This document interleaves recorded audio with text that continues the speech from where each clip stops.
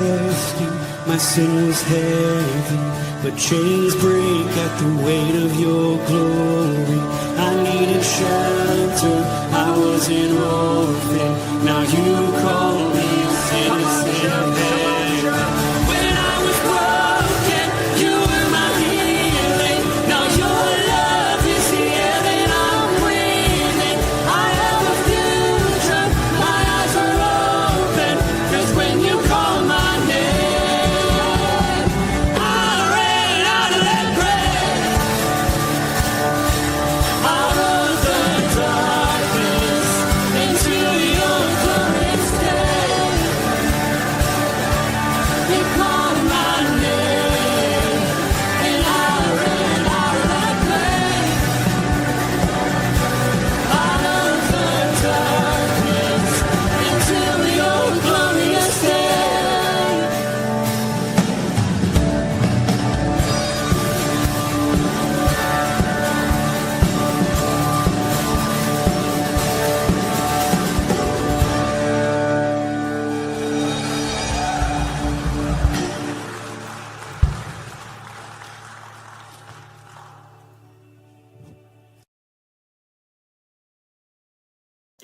Good morning, guys.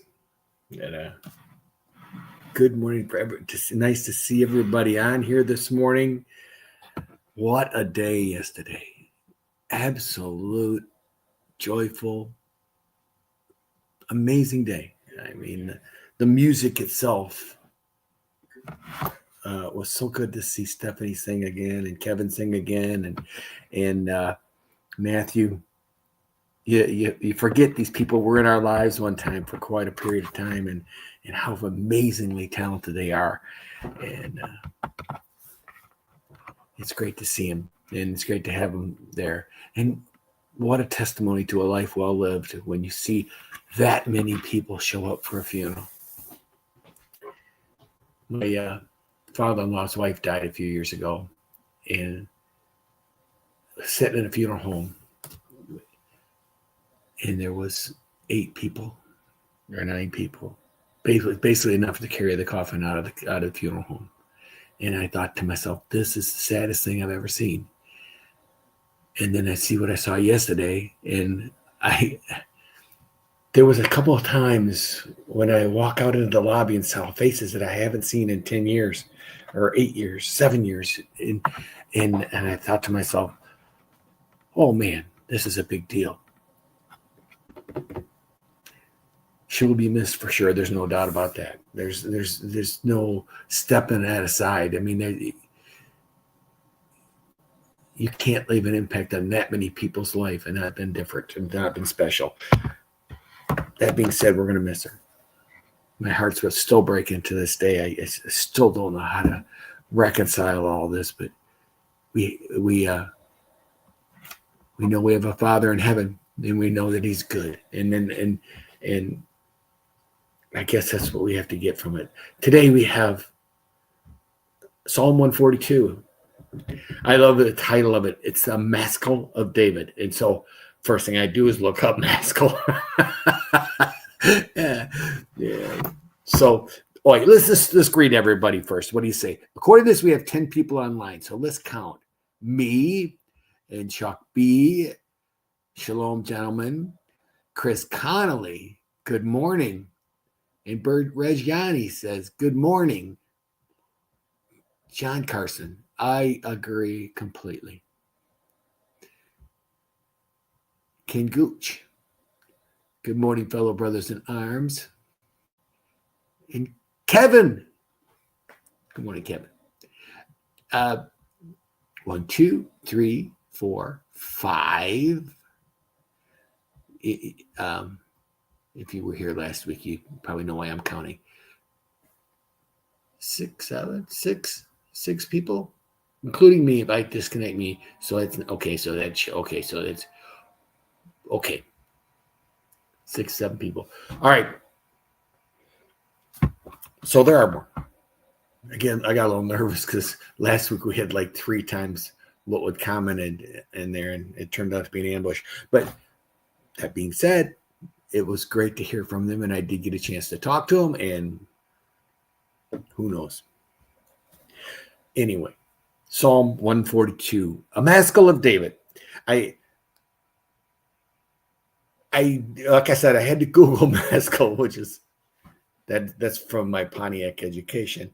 And it's an interesting term. It refers to a type of psalm that's either considered meditative or instructive, probably in a song form.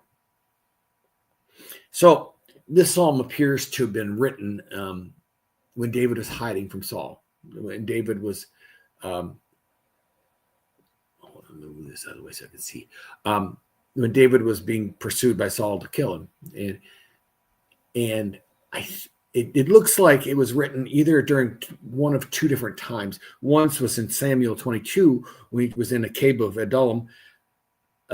Yeah, a brief mention where his family joined him after he was in this dark cave hiding. It probably alone and in a cave would kind of be a reference to loneliness that is expressed in this psalm, or it could be from Samuel 120, 1 Samuel 24, in the wilderness, and that was David was hiding when Saul came into the cave that David was hiding in, and David cut a piece off his robe, but he didn't harm him, and that was one of those moments where you saw the faith of David. He said he didn't dare take the life of the Lord's, he couldn't kill the Lord's anointed, which is a testimony to his faith. I mean, he knew who put Saul there, and he was not going to be the guy to take him out, even though his people told him he should, and his troops encouraged him. David knew that with time and God's will would become true. According to what I've read, this appears to be more possibly the Samuel 22 version. But the reason I did this with this is because sometimes when we read a psalm, it's good to know where the author is. And so as I pull the psalm up, I'm going to have you think about this. David is in a cave. He's hiding. He's scared, I would say. Even knowing God's on your side doesn't make you void of feelings or void of fear. David is in this dark, and if you've been in caves, they're dark, lonely place. And I think if we put that perspective as we read this psalm, we'll see how he wrote, and it kind of makes it more like you're living it with him. You are my refuge, a Maskil of David, when he was in the cave, a prayer. With my voice, I cry out to the Lord. With my voice, I plead for mercy to the Lord. I pour out my complaint before him. I tell my trouble before him. When my spirit faints within me, you know my way. In the path where I walk, they have hidden a trap for me. Look to the right and see there is none who takes notice of me. No refuge remains to me. No one cares for my soul. I cry to you, O Lord. I say, you are my refuge, my portion in the land of the living. Attend to my cry, for I am brought very low. Deliver me from my persecutors, for they are too strong for me. Bring me out of prison that I may give thanks to your name. The righteous will surround me, for you will deal bountifully with me. It's short, right? It's short and it's sweet. How's the song go? And I knew it complete. David starts with this cry to the Lord. He's in this hiding in a cave. The first four verses there, they kind of speak to his desperation, his desperate pleas. And then David cries to God, you are my refuge, my portion. Wow. I mean, I love how he says, my portion in the land of the living. And if that is not this kingdom, And the kingdom separation, I don't know what would be. The refuge in Scripture means a place to hide or shelter, or a portion means an inheritance or what one receives in life. So David basically is telling God he's his shelter, but he's also the most valuable thing he has is an inheritance, which is kind of cool way to say it. All right, I love in it's verse 7, he says he brings me out of prison. The cave is like a prison, obviously. It's dark and there's no way out. It doesn't appear, but it's protecting him from something, but it's also spiritually and emotionally imprisoning him. He's trapped. And then he says, I know righteousness will surround me. It harkens back to Samuel 22. And that's why I think probably many theologians believe that that was the verse that was written during when he was in the first cave, where he was alone. And after his time in the cave, people started coming to help him and reinforcing him. And family came to meet him, and people that really were in debt and stuff like that, that basically he had a makeshift army. I look at David and I think, what an amazing life. Not perfect, loved by God, but the faithfulness that this guy showed in the darkest of times is always amazing to me. He never stopped. So what do we know from this verse today? I mean, today, 2025, is it October what? 20th. What do we know about it? What can this verse tell us today? I guess to me, I would say that this verse says that no matter where we're at, no matter the darkest, deepest problems we're having, no matter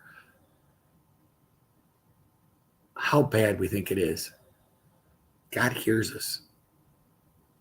Doesn't always answer the way we want him to hear, but he hears us. And I think that should bring us comfort, and that should bring us hope that what we've done here on earth is part of his life. Thank you. Thank you so much for joining me this morning. I hope it was a blessing to you. I never super fast, super slick about this other stuff that we do here. but what I can tell you is it's a pleasure being here. I would say, have a firmly rooted day, and may someone see Jesus in you today. Peace.